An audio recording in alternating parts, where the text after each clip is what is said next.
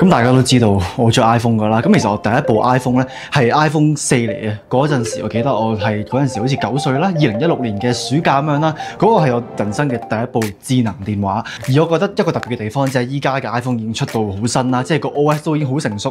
咁但係大家我唔知有冇經歷過嗰個時代，就係 iOS 佢仍然係喺佢最初階段啦，即係唔係3年前、4年前，係真係指10年前版本嘅 OS，10年前嘅 software 到底係點樣呢？咁所以呢。呢個就係你今日開箱嘅嘢啦，你見已經拆到咁樣啦。呢個入邊咧係一部 iPhone 4，而冇錯，呢個的而且確係喺淘寶淘翻嚟嘅。我其實已經立咗眼㗎啦。咁我而家錄緊影啦，咁所以就可以直接開俾大家睇入邊係真係有啲乜嘢啦。呢個並唔係我 expect 會發生嘅嘢啦。咁入邊就係部電話啦，入邊有一個呢個咪透明套嚟喎，呢個仲有咧。插電線，非常之高級嘅包裝。咁呢個就係部機啦，呢個係 iPhone 4嚟嘅，冇記錯定係 iPhone 4S， 我都已經唔係好記得買咗啲乜啦。學我話齋，淘寶淘翻嚟㗎啦。咁我就基本上呢個就係佢寫嘅嘢啦 ，iPhone 4S 啦，應該係蘋果手機64G 學生黨戒網癮迷你可愛蘋果4正品備用機 6.1.3。我買咗嘅咧就係呢個嘅黑色。9成新以上8GB。兩個仔你問我，其實我唔係話特別建議大家去淘寶淘電器啦翻嚟啦，或者淘電話翻嚟啦。即係但係事到如今，用意何在呢？大家覺得會唔會開到機啊？開緊，真係開緊。其實我想講，我一直以嚟咧，我係有呢個嘅諗法，就係想同一部原本我係想買第一代最初代嘅2007嘅 iPhone 啦。咁不過我見淘寶，就算係淘寶都冇乜人係有賣呢啲咯。就算有，其實呢個都係9成新啦，即係證明係有人用過㗎啦。呢部機佢維持咗呢個狀態，我諗都就快1分鐘啦。OK， 已經解鎖，滑動來解鎖。呢個係以前我比較想知呢個係 iOS 幾多咯。其實未安裝 SIM 卡。呢個就係以前我冇睇錯嘅話咧，呢個應該就係 iOS 9嚟。我哋可以入去 setting 入邊睇一睇佢入邊嘅 spec 啦。而的而且確佢嘅版本係 iOS 9.3.6。我有諗過會唔會係即係當呢部 iPhone 佢出嚟嗰陣時，即係譬如2010定唔知2011年出嚟嗰陣時，佢用翻嗰陣時嘅 OS 咧。咁不過就冇嘅 upgrade 咗去新啲嘅版本啦。因為我覺得如果可以用翻2010或者2011年嘅 OS， 會有 feel 好多咯。我覺得即係拎你部機喺手咧，好多回憶都翻咗上嚟，即係但係嗰陣時我都唔覺得自己會有呢個嘅智慧去點樣用一部智能手機啦。我係喺佢足足出咗6年之後先至開始去擁有呢一部機咯。呢個係一個3.5寸嘅屏幕啦，係真係名副其實嘅一隻手就捉得住咯。尤其是相比起依家嘅 iPhone， 呢部 iPhone 都未算係最大嘅 iPhone 啦。咁不過你會見到真係咁多年嚟嘅 OS， 佢嘅進化真係唔講得笑。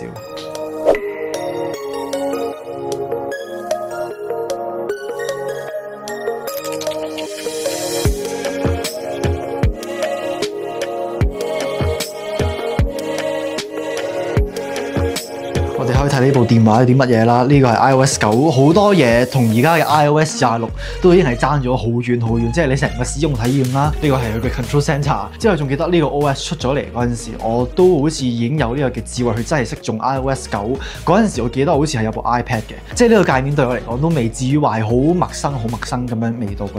呢個就係最光啦。呢個就係最暗啦，我哋可以睇下上一手有冇留到啲咩相俾我哋啦。好啦，係冇照片或視頻，佢日曆同依家都未必話爭好遠。我覺得好似係 iOS 7定係 iOS 8先至係成個 OS 由可能以前比較圖像化嘅設計，就變成咗我諗過去嗰10年大家見到嘅嘢都係咁樣都變咗。跟住 Game Center 啦，呢個又係以前 iOS 有嘅嘢。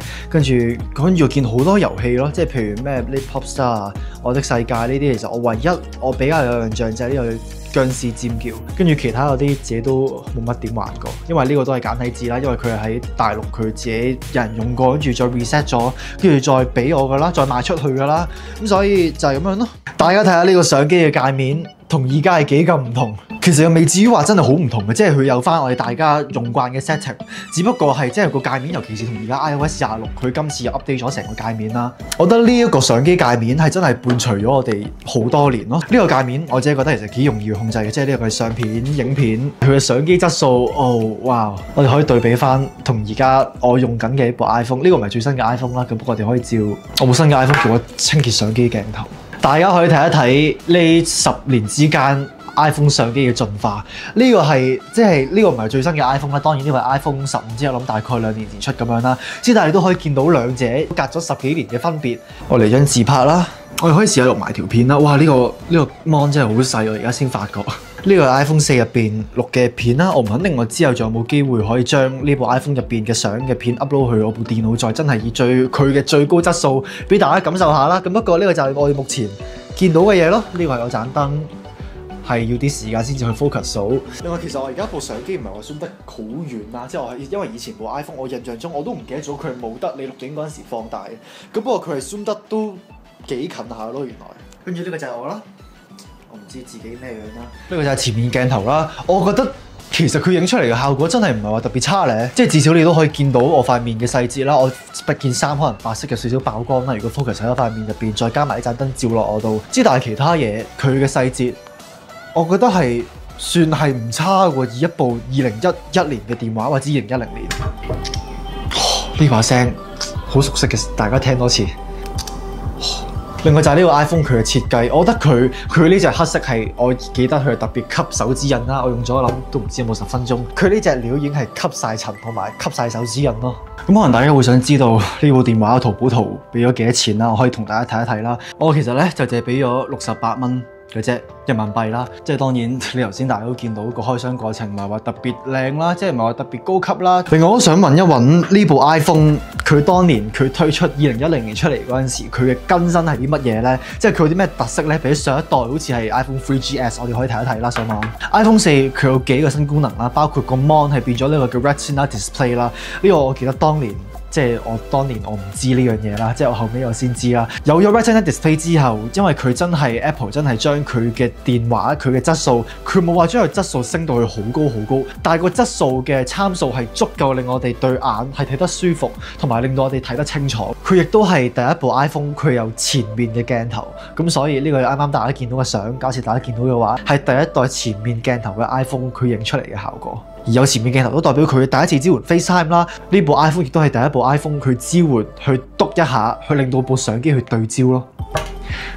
而呢部 iPhone 佢當時用嘅咧就係 iOS 4。點到整體呢部電話佢外觀係幾新淨啦，佢嘅參數成部機係用到嘅咯。所以我覺得其實呢個我覺得即係假設大家好似我咁好鬼中意儲一啲經典或者好舊嘅 Apple 產品嘅話，我覺得假設你唔介意係二手同埋你唔介意呢個高級嘅包裝嘅話，我就覺得係可以嘅。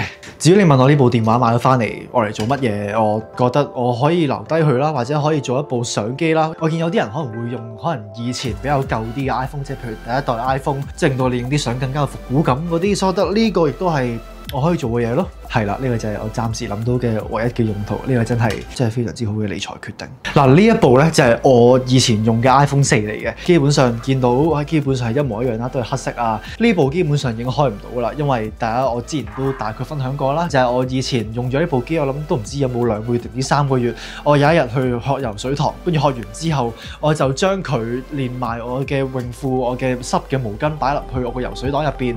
跟住而大家都知道啦，即係以前嘅 iPhone 佢唔係防水㗎啦，咁所以我游完水之後拎翻部電話出嚟，但係佢或者有一種可能就開唔到啦，咁所以就係咁樣咯。跟住我記得呢部電話用完之後，我記得好似換咗部 Android 電話，好似 OPPO 嘅電話。跟住再過多年幾，我先再轉翻 iPhone， 好似 iPhone 5咁樣。係啦，跟住就上一部電話就係因為我喺海灘影相，跟住我太近海灘啲浪，跟住個浪一冚埋嚟，我舊嗰部電話就衝咗入海，跟住都揾唔翻啦。所以可想而知，大家根據呢兩單嘢都已經大概知我性格係點樣㗎啦。即係老實講，用呢部舊嘅電話，咁我就好似好多回憶都翻嚟咁樣。我唔可以話佢好復刻到我當年用呢部電話嗰陣時嘅體驗啦。咁不過點都俾翻我少少回憶咯。尤其是相比起而家嘅電話，你會發覺即係感覺上好似好多人都話一年比另一年嘅 iPhone 嘅更新越嚟越少啦。咁不過當你真係諗翻累積咁多年嚟嘅話，就變成咗由咁樣變成咁樣咯，都幾嘆為觀止咯。其實呢部電話佢既然用得到嘅話咧，我有諗過會唔會可能將呢部電話嘅 SIM 卡跟住擺入去呢度，跟住用佢當我部電話做1日或者做1個星期咁樣啦。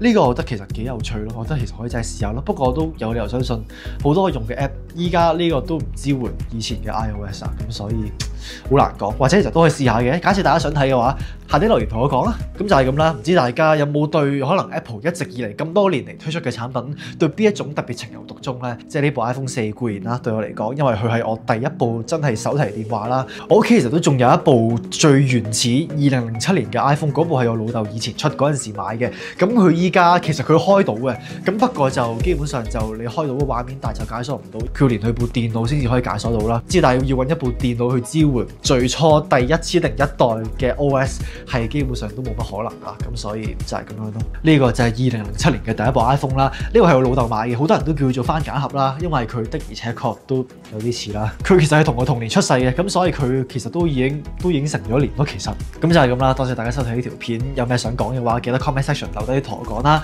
唔好唔記得 like、comment 同埋 subscribe 同埋撳鐘仔。咁呢個就係大致上我想大家做嘅嘢咯。假設大家到依家都未做嘅話，咁所以就係咁樣啦。我哋下次再見啦，拜拜。